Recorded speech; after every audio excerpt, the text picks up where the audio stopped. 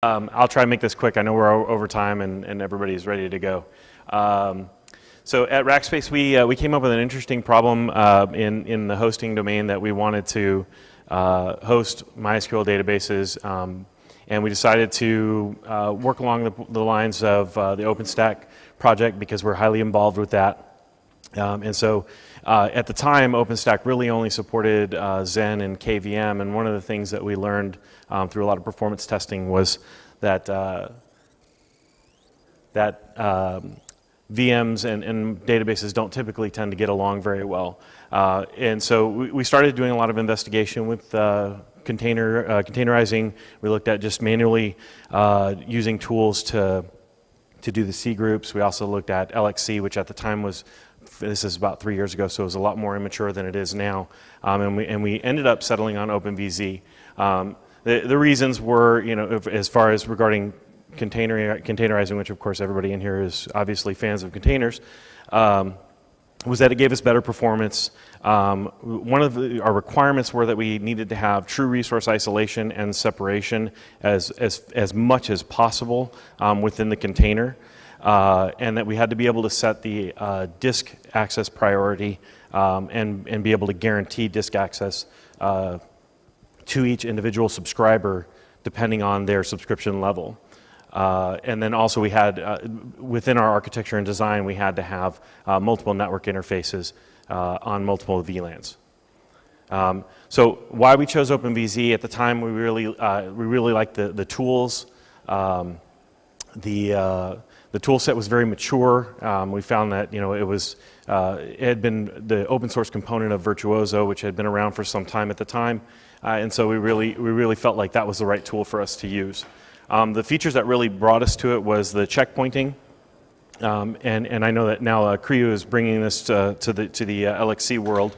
Live migrations was a really big piece of that for us. Being able to live migrate a MySQL database server as it was running was a real powerful tool. And it's not just for you. Migration is key to the cloud. Without migration, you don't have orchestration. Absolutely.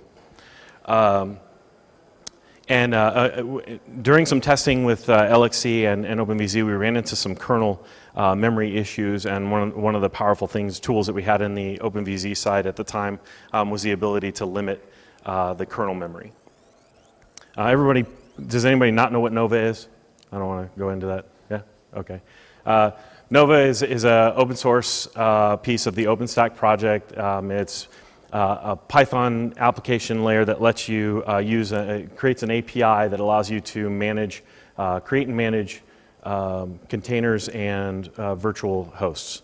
You think of it as a really nice and unified API for managing KVM and Xen and LXC.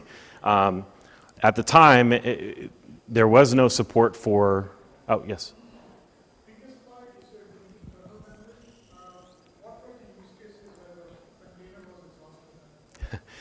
Unfortunately, I wasn't involved when that happened, so I gathered some information for this particular presentation, and I probably should have gotten some more specifics on that particular one. If I remember correctly, we have, so within the project that we use to create these database servers, we also have command and control agents, and we ran into some issues when the command and control agents were trying to run some certain things. Basically, this is a security feature because it's the user memory plus there's the kernel memory, and by creating some malicious application, malicious program, it can eat all the kernel memory and lead to global denial of service. So in order to provide full containers isolation, the kernel memory should be limited on a per container basis, and this feature is like almost upstream, right? Yeah, we're getting it. This will hopefully be in 2.6.13, but it's not just malicious applications. There are some applications you would consider not to be malicious that do silly things, like there are backup applications that will suddenly suck up all the pages in your page cache or what have you. So there are plenty of saying badly written applications would probably be a better way of putting it, that you have to have on your system because they're supplied by a dollar proprietary vendor, but which you'd like to containerize just to make sure they limit the damage. So to give you an example, some application, if you open up a lot of file descriptor, for example, and also they have a web server, they open a lot of socket that could easily just exhaust the kernel slabs. So that's all counted as kernel memory.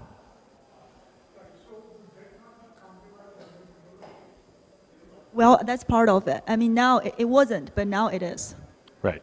Yeah, and I apologize. I wanted to preface this by saying that some of these decisions were made 3 years ago and 2 years ago. So some of these things have come to LXC or have come to the mainstream kernel. Some of them are on their way. And so within Nova, our challenge was that LXC was mostly supported according to users. It was in various states of broken. And so I know as of now it's a lot more mature. And so we went and wrote a OpenVZ driver for Nova. So if you're actually interested in using Nova and setting up an Openstack cluster and running OpenVZ containers, we open sourced the driver. We attempted to contribute it to the OpenStack, the official OpenStack project, and they didn't like the implementation. So we're currently working on reworking the code. But if you want to play with it now, the features right now, it does all the CRUD operations. It'll do live migrations.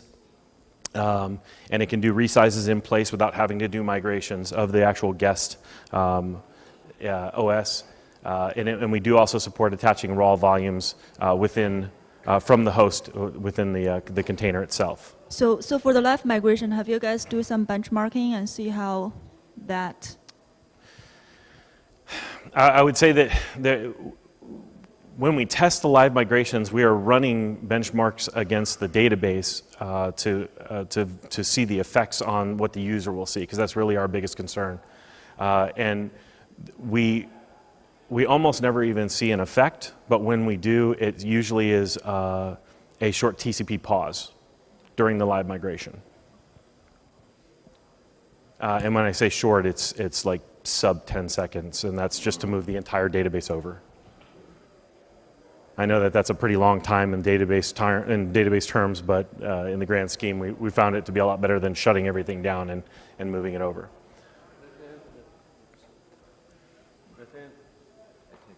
And about live migration as it is implemented currently in OpenVZ, we don't use stuff like iterative memory migration yet, because we will use it with Creo and we'll be able to further reduce the downtime, the frozen time, the time that the container is frozen.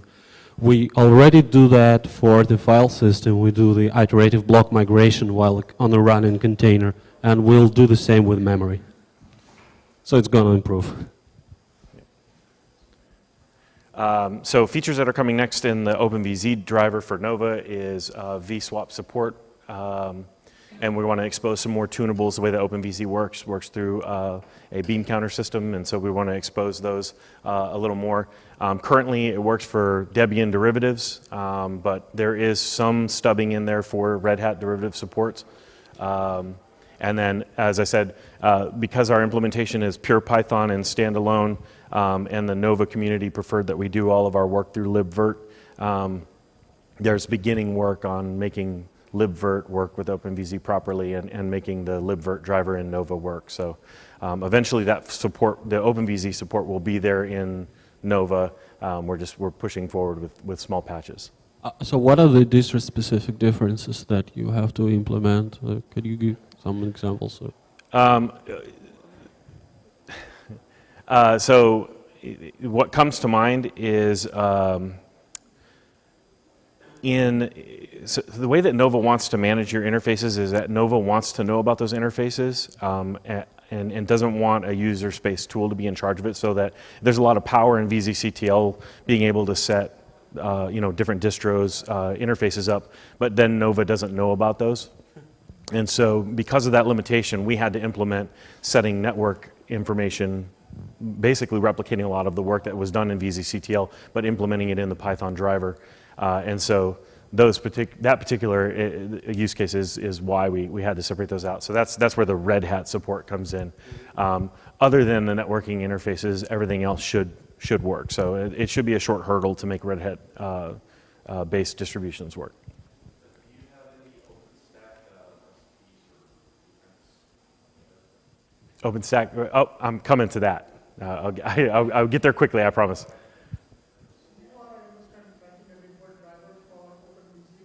What's that?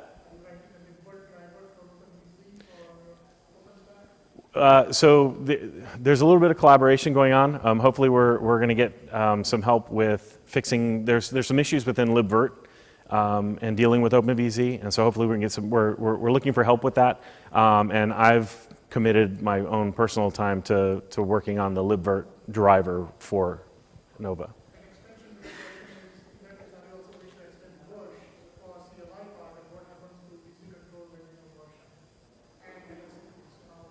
Yeah, so there already is some support for OpenVZ within libvirt. I mean, it claims to support it, and it does mostly. There's some odd bugs involved, but you can use tools like Versh to be able to manage those. Now, when you're dealing with Nova and Openstack in general, those tools need to know about what's going on. So it's not prevented for you to use things like Versh to manage those VMs, but it's discouraged because then you're exercising control outside of the knowledge of Nova.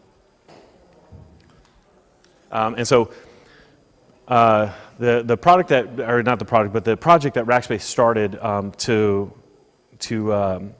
create these relational and non-relational database guests.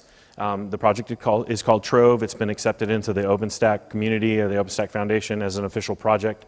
And as I said, it is designated for SQL and NoSQL solutions. Currently, we've got MySQL was the base product. That's what we had that itch, and so that's what we scratched. There is a Redis project coming along very nicely. And I know that there's some work being done by Mirantis to build in support for Cassandra and MongoDB. There's many companies behind it. It's not going anywhere. It's something that we're going to continue to develop on. So if it's something that you're interested in, we are in the OpenStack-Trove channel on Freenode and love to have discussions about it. Coming really soon, backups and restores, monitoring, clustering and replication is a little bit later on, but it's getting there. And so I won't bore you with a bunch of, my marketing department was like, here, throw these slides in here and do all these cool things.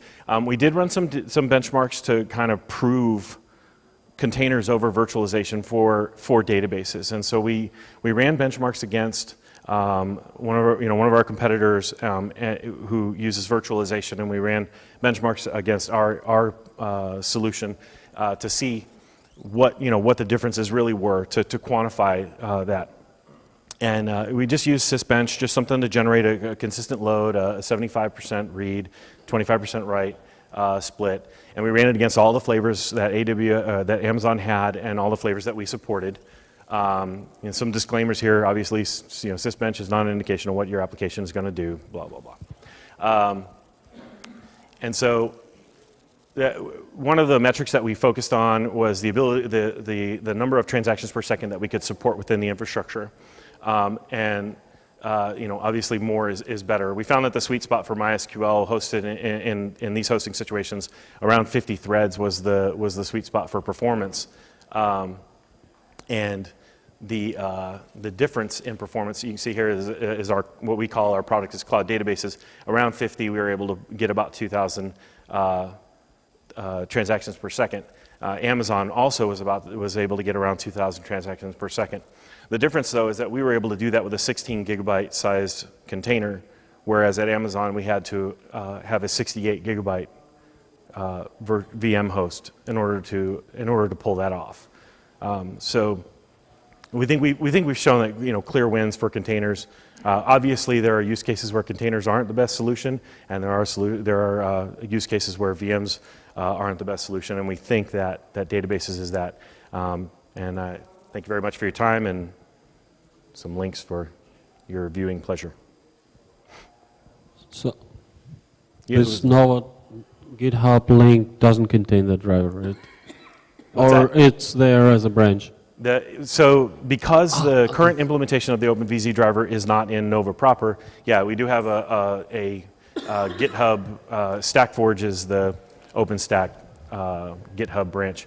But yes, it's there for consumption and available for installation.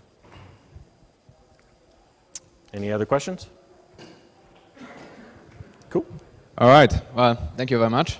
And thanks everyone for attending the micro conference and for staying an extra 15 minutes so that we could go through the content. We actually skipped the user namespace talk because, well, we sadly don't have the time. If you're interested in user namespaces, you can come and talk to Serge or to Eric, who wrote it. And we'll be glad to talk about it. Serge and I, at least, are still there all day long tomorrow, so please feel free to just come and talk to us. We're always glad to discuss containers. Thanks very much.